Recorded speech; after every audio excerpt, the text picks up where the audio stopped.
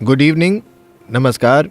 मैं पहले ही ये बात साफ कर दूं कि ये ज़रूरी नहीं है कि मेरे सवाल मुझे एक बुद्धिमान व्यक्ति साबित करने के लिए हों।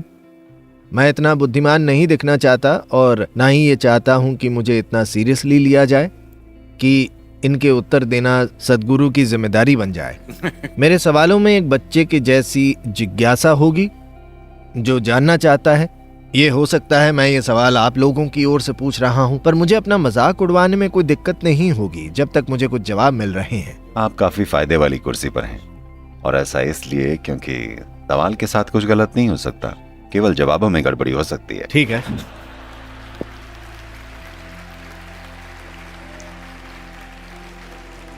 तो आप शुरुआत से ही फायदे में हैं। ग्रेट। आइए मेरे पहले सवाल से शुरू करते हैं। क्या आप मानते हैं कि भगवान है? आइए इसे समझते हैं। भगवान को समझने से पहले आइए बिलीफ यानी मान्यता से निपटते हैं। आप किसी चीज को क्यों मानते हैं?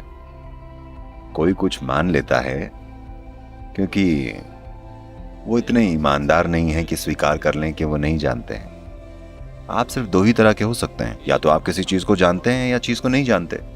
पर जिस भी चीज के बारे में आप नहीं जानते, जब आप खुद को बहाने देते हैं, उसे कहते हैं बिलीफ या मान्यता। सीधे सीधे स्वीकार करने के बजाय कि मैं नहीं जानता, आप कुछ मान लेना चाहते हैं। ऐसे कोई मान लेता है कि भगवान होते हैं, कोई मानता है कोई भगवान नहीं होते। दोनों एक ही नाव में हैं। उन्हें लगता है कि वो अलग हैं, पर दोनों ही इतने सुलझे हुए नहीं हैं कि स्वीकार कर लें कि वो नहीं जानते। इसमें दिक्कत क्या है कि आप ये समझें, जो मैं नहीं जानता मैं नहीं जानता। उन्हें दिक्कत इसलिए है क्योंकि वो मैं नहीं जानता की महानता को नहीं समझते। मैं नहीं जानता एक बहुत बहुत बड़ी संभावना है। अगर आप इस एक चीज को समझ गए कि मैं नहीं जानता, सिर्फ तभी जानने की संभावना आपके अंदर पैदा होगी। अगर आप समझ गए कि मैं नहीं जानता, तब जानने की लालसा आएगी। अगर लालसा जगी, तब तलाश शुरू होगी। अगर तलाश शुरू हो गई, तब संभावना आप में जीवित रहेगी। वो सब कुछ जिसे आप नहीं जानते, अगर आप उसे मानने लगे तो आप जानने की संभावना को ही खत्म कर देंगे। हर जगह मान्यताएं मान्यताएं और मान्यताएं हैं, पर साथ ही साथ भगवान के होने की सोच पूरी दुनिया में है। ऐसा इसलिए हुआ है क्योंकि देखिए, लोगों का भगवान को बनाना बिल्कुल सही है। हमारी संस्कृति में यही तो बात है। यहां हमारे पास 33 करोड़ देवी देवता हैं, क्योंकि यही संस्कृति है जिसने ये समझा कि भगवान हमारी रचना है। हमारे यहाँ इष्ट देवता होते हैं। आज आप अपने भगवान खुद बना सकते हैं। अगर आपको यहाँ मौजूद देवी देवताओं में से कोई पसंद नहीं, तो आप अपने भगवान खुद बना सकते हैं। अपने बगीचे के एक पेड़ को, बगीचे के एक पत्थर को, अपनी माँ को, पत्नी को, जिसको भी चाहें, या किसी भी चीज को। आपको ये बर्तन पसंद है, आप इसको अपना भगवान बना सकते हैं। इस देश में ये किसी को अजीब नहीं लगेगा, क्योंकि हम समझते हैं कि ये हमारी रचना है। वैसे भी इस सृष्टि की हर एक चीज में सृष्टा का हाथ है।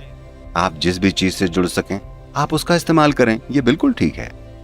मैं इस पर बहस नहीं करना चाहता। तो आपको क्या लगता है कि हमारे सारे पुराण, महाभारत, रामायण, शंकर, राम, सीता, ये सब नकली हैं?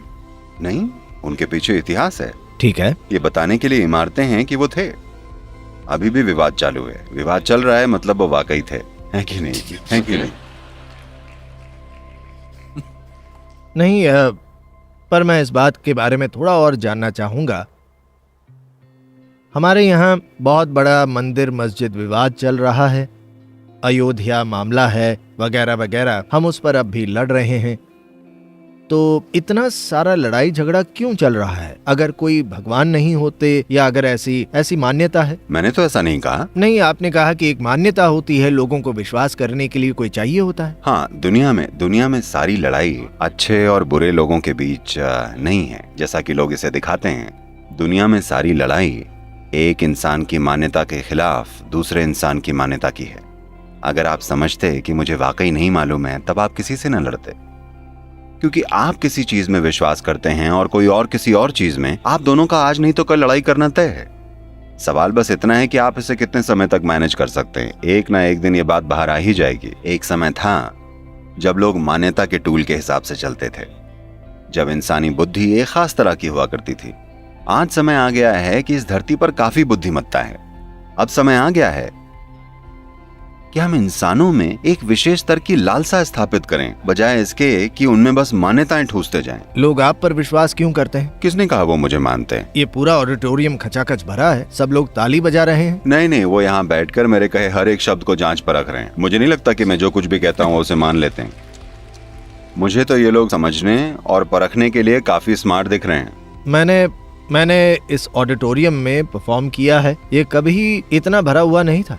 तो कुछ तो ऐसी बात होगी जो आपको लेकर इनके विश्वास में है कि ये आपकी ओर आदर से देखते हैं। वो आप पर इतना भरोसा क्यों करते हैं? वो आप पर इतना विश्वास क्यों करते हैं? चलिए विश्वास शब्द को हटा देते हैं। हाँ, वो मुझ पर भरोसा करते हैं। ओके, मेरे शब्द कुछ और हो सकते हैं। क्या आपको लगता है कि सद्गुरु के पास ऐसी शक्तियां हैं जो आपके पास नहीं है? वो मेरी तरह मोटरसाइकिल नहीं चला सकते, ये पक्का है। वो कौन सी शक्तियां हैं? वो क्या है जो आपको अलग बनाता है, आपको खास बना देता है? वो क्या है जो पल्लवी गुप्ता को आप पर एक किताब लिखने और उसका शीर्षक यू देने पर मजबूर करता है? यहाँ इतने सारे लोग हैं जिन्हें मैं जानता हूँ कभी ऐसे फंक्शन में नहीं आएंगे। वो यहाँ आए हैं और टाइम पर आए हैं। आप में ऐसा क्या है जो आपको अलग बनाता है?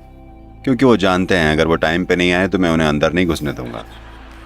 पर उनकी ऐसा करने की हिम्मत नहीं है।